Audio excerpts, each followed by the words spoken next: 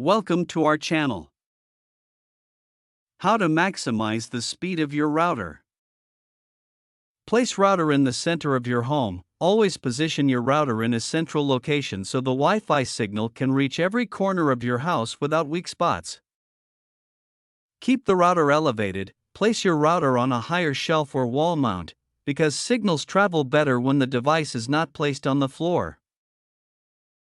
Reduce physical barriers. Avoid keeping your router near thick walls, metal objects, or appliances like microwaves that can block or weaken the Wi-Fi signal.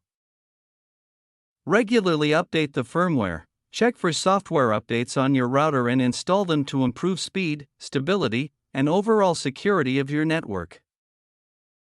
Protect with a strong password. Use a secure and unique Wi-Fi password to prevent unwanted users from slowing down your internet connection. Choose the right frequency band. Switch between 2.4 GHz for longer coverage and 5 GHz for faster speeds, depending on what your device requires. Limit the number of connected devices. Too many devices connected at the same time can eat up bandwidth, so disconnect the ones you're not actively using.